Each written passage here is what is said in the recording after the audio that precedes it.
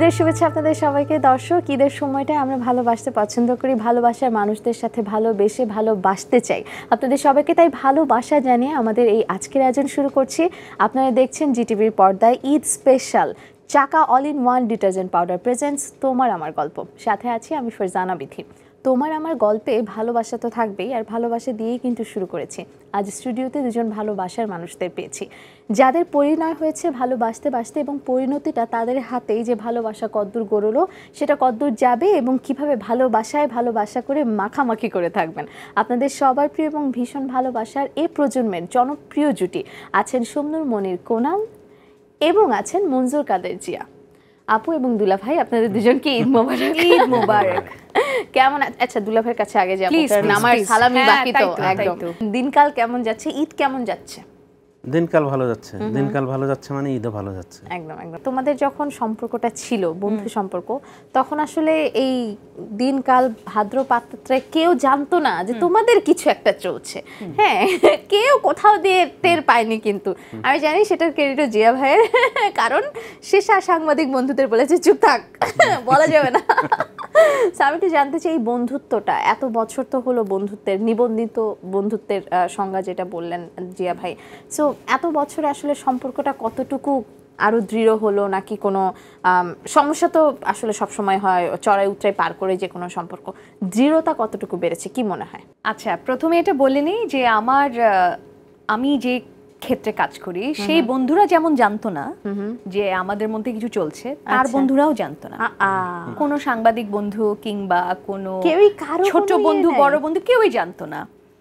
আমরা নিজেরাই জানতাম না আসলে আমাদের বন্ধুত্বটা গভীর হয়েছে।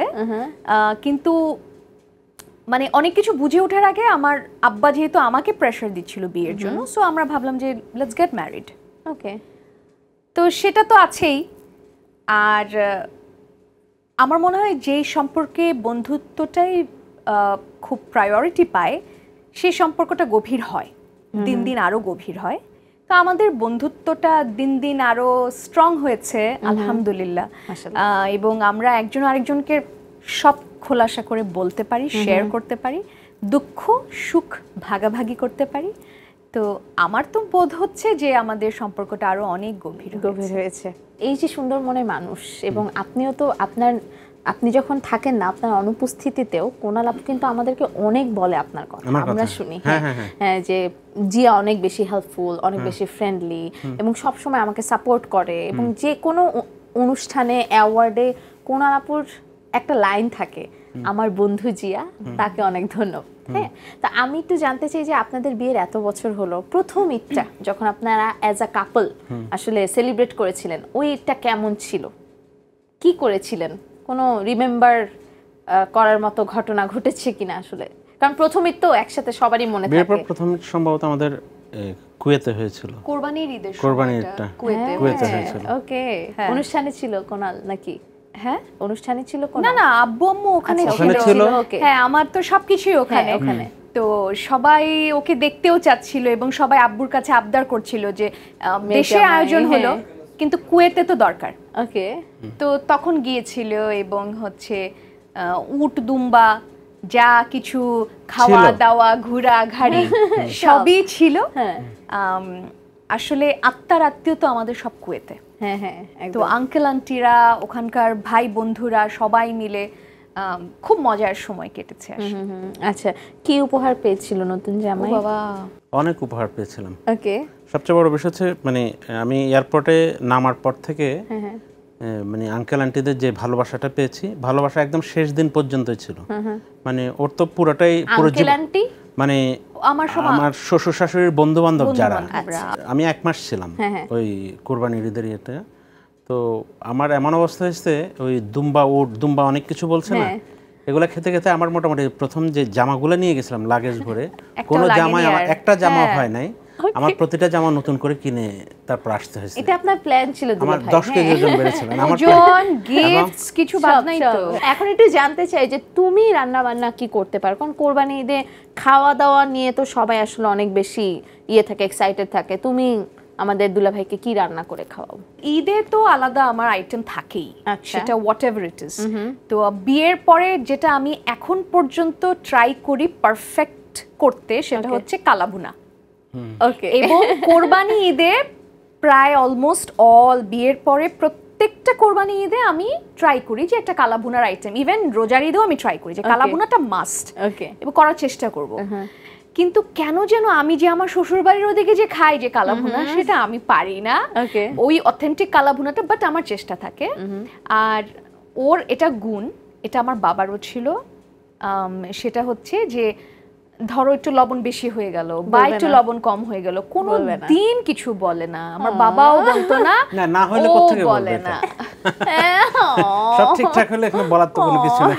সো ও আমি যাই রান্না করি আলহামদুলিল্লাহ খেয়ে নেয়, নো কমপ্লেইনস হোয়াটসএভার। ওকে। সকল ফিল্ডের কষ্ট আলাদা আর কিচেনের কষ্ট আলাদা, স্পেশালি রান্নার পরে গোছানোর যে কষ্টটা, সেখানে কি ডিশেস করতে হেল্প করে মাঝে মধ্যে? Absolutely, he helps me always. যখন ও থাকে দেখা গেল আমি রান্না করেছি, রান্না শেষ সবকিছু, তারপর ও ওর কাজটা করে। ধরো আমরা তো বিদেশে বড় হয়েছি বিথি, সেখানেও তো কোনো হেল্পিং হ্যান্ড থাকে না, একদম একদম। তো আমরা কিন্তু এভাবে দেখে অভ্যস্ত। আমার বাবা আমার মাকে হেল্প করছে, বাড়িতে মেহমান আসবে অর্ধেক কাজ বাবা করছে, অর্ধেক কাজ মা করছে। তো আই এম সো ব্লেসড, আমার এখনো গুজবাম্পস হচ্ছে যে আল্লাহ তাআলা আমার জীবনেও এমন একজনকে রেখেছে হু আন্ডারস্ট্যান্ডস জাস্ট লাইক দ্যাট। এবং আমার শ্বশুরও এরকম, আমার শ্বশুর শাশুড়ি তারাও এরকম ছিল। জিটিভির বিশেষ আয়োজন, ঈদের বিশেষ আয়োজন, চাকা all in one detergent powder presents তোমার আমার গল্প। সাথে আছে আমি ফারজানা বিথি, এবং আজকে তোমার আমার গল্পে ভালোবাসার মানুষেরা আছেন, তাদের ভালোবাসার গল্প শুনছিলাম এবং তাদের সাথে জম্পেশ আড্ডা দিচ্ছিলাম। আপনাদের সবার প্রিয় ভীষণ ভালোবাসার বাংলাদেশের one of the best singer, নাম আদার দেন শমনুর মনির কোনাল, এবং শমনুর মনির কোনালের বিশেষ নিবন্ধিত বন্ধু মনজুর কাদের জিয়া। জিয়া ভাই শোনেন, সাংবাদিক পরিচয়টা এখন আমি দিব না, কারণ আমি আজকে টিম কোনাল, কিন্তু আপনারা সবাই জানেন he is a celebrated journalist, actually celebrated journalist of our country. এই যে প্রিয়তমা আপনার জীবনের, এবং এই প্রিয়তমাকে নিয়ে সবার কথা, কিন্তু প্রিয়তমা গানটার প্রাপ্তিটা একটু বিশেষ, কারণ ভালোবাসার গান এবং ভালোবেসে সবাই গ্রহণ করেছে। সেটা আমি আমার সন্তানকেও মানে শোনাতে পারি এমন একটা গান, ভালোবাসার গান। সো ওই গানে তোমার প্রিয়তমকে তুমি কিভাবে আসলে সম্বোধন করো নর্মালি, যদি করতে বলি? ওই গান দিয়ে? ওই গান দিয়ে তো প্রায় করি, মানে প্রায় দেখা যায় যে আমাদের ছবি টবি দিলে আমরা ফেসবুকে বা কোথাও, তখন ও বিশেষ করে আমার গানই লিখে, হ্যাঁ আমি ওই গানের কোনো পংক্তি হয়তো লিখি। ওকে। কিন্তু আমরা তো পর্দায় আসলে শাকিব খানকে পারফর্ম করতে দেখেছি, কিন্তু নর্মালি তো গানটা গেয়েছে শমনুর মনির কোনাল এবং বালাম ভাই। হ্যাঁ, কিন্তু উনি তো আসলে আপনার প্রিয়তমা, তো আজকে যদি একটু গায় দুজন মিলে ভালোবাসার আমরা প্লে করতে পারি। আমি তো হর হামেশাই গাই, গাওয়া লাগবে আজকে বিথি গাইবে। হ্যাঁ, গাওয়া লাগবে না দুলা ভাই, আমি জানি আপনি অনেক ভালো গান গান, কিন্তু আপনি তো আসলে পেমেন্ট ছাড়া গান গাবেন না এখন। হ্যাঁ, আমি গানটা প্লে করতেছি, আপনারা লিপসিং করেন, ঠিক আছে?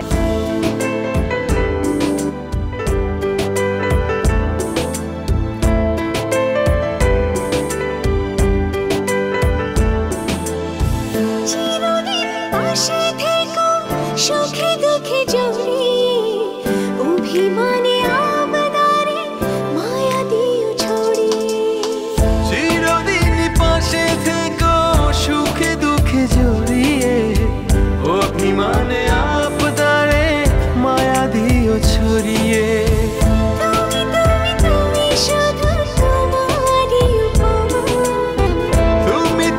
তুমি শুধু তোমারই উপমা, তোমাকে জানিয়ে দিলাম ও প্রিয়তমা, তোমাকে জানিয়ে দিলাম ও প্রিয়তমা, যত কথা রাখা ছিল এই বুকে জমা, যত কথা রাখা ছিল এই বুকে জমা, তোমাকে জানিয়ে দিলাম ও প্রিয়তমা, তোমাকে জানিয়ে দিলাম ও প্রিয়তমা, ও প্রিয়তমা, ও প্রিয়তমা, আমি প্রিয়তমা, তোমার প্রিয়তমা, ও প্রিয়তমা। Wow, my goodness, you guys look so cute together.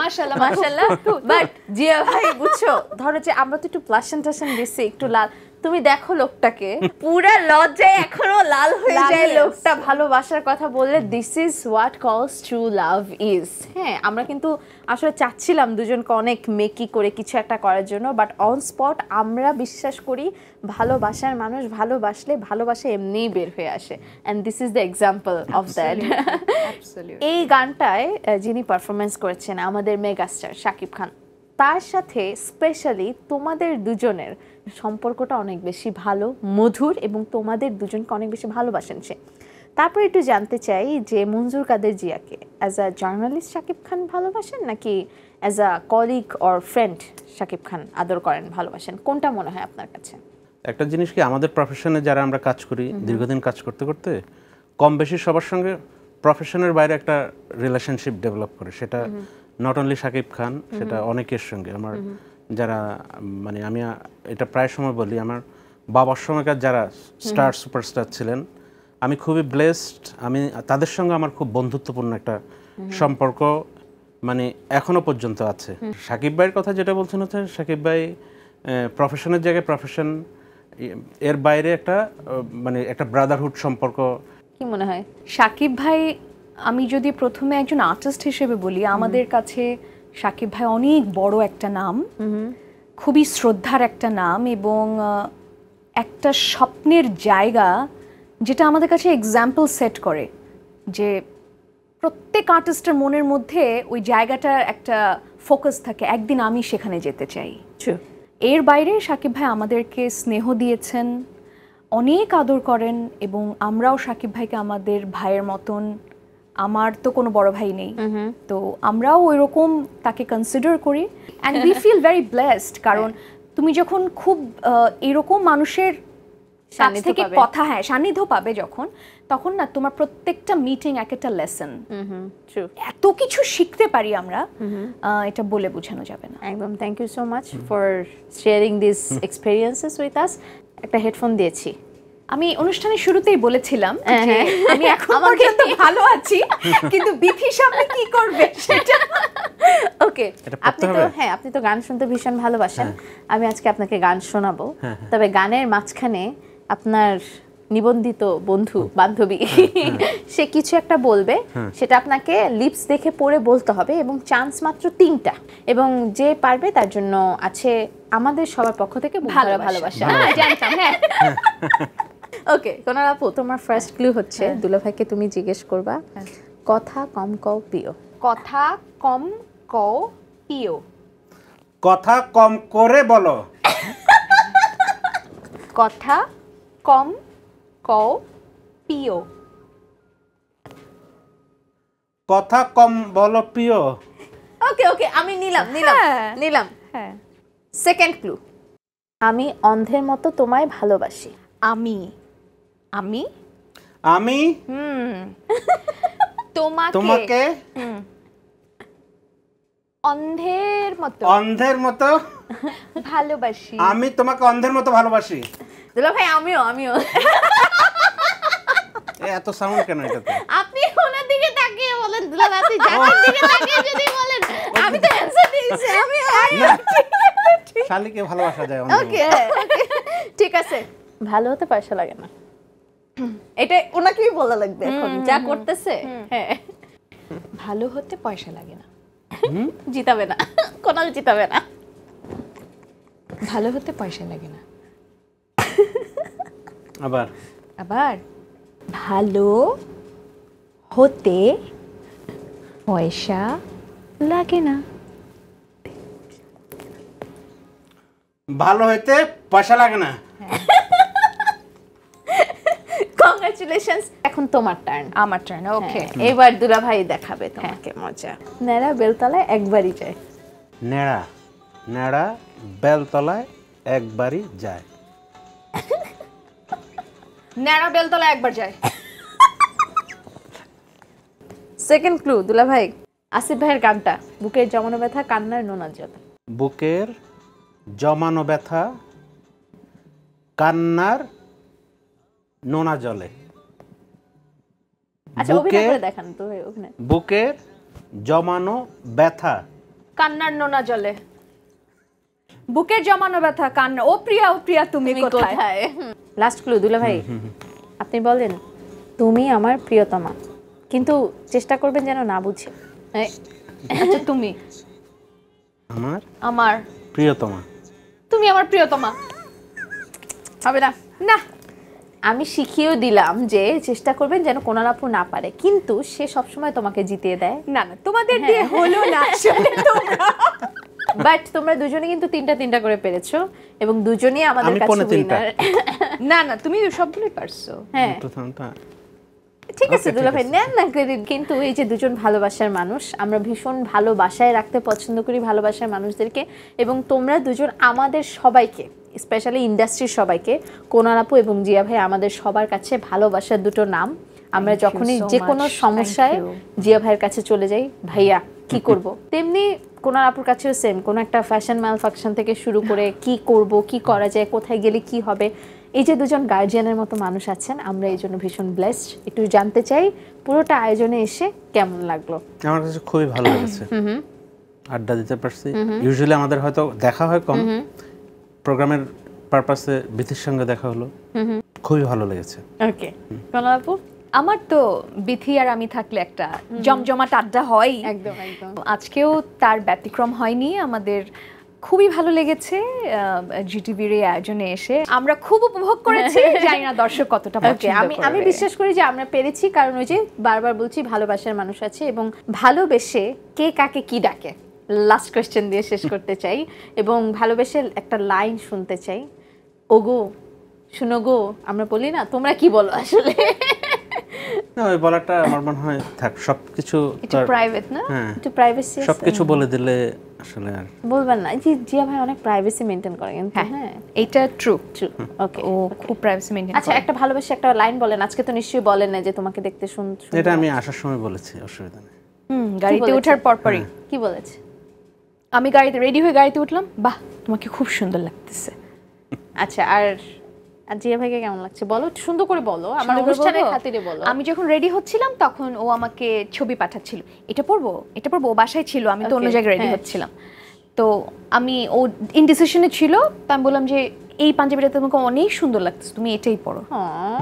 ওকে, কোনালকে পেয়েছি, একটা গান শুনতে শুনতে বাড়ি যাবো। কোন গান শুনবো একটু ডিসাইড করো, আমি দর্শকের কাছ থেকে বিদায় নিয়ে আসি। ওকে ওকে দর্শক, এতক্ষণ আপনারা দেখছিলেন আমাদের জিটিভি পর্দায় ঈদ স্পেশাল এই ভালোবাসার আয়োজন, চাকা all in one detergent powder presents তোমার আমার গল্প। সাথে ছিলাম আমি ফারজানা বিথি, এবং আজকে আমার আয়োজনে ভালোবাসার মানুষেরা ছিলেন। তাদের আয়োজনে আমাদের আয়োজনটা পুলকিত হয়েছে। নিশ্চয়ই আপনারাও ভীষণ ভালোবাসায় রেখেছেন, এবং 7 দিনের এই আয়োজনে ভালোবাসার মানুষদের নিয়ে কিন্তু থাকবো, দেখবেন নিশ্চয়ই জিটিভির পর্দায়। গানটা শুনি। প্রিয়তমা শুনলাম, আমার মনে হয় একটু মেঘের নৌকা শুনিয়ে দে। প্লিজ প্লিজ, আমার খুব প্রিয় একটি গান, তো সেই গানটি একটু শোনাই। আসিফ ইকবাল ভাই লিখেছে, চয়নিকা চৌধুরী পরিচালিত প্রহেলিকা চলচ্চিত্রের, সুর করেছে আমার বন্ধু ইমরান, এবং আমরা গেয়েছি একসঙ্গে। অরণ্যের পাখি তুমি, তোমায় জোড়াবো ছায়াতে, ও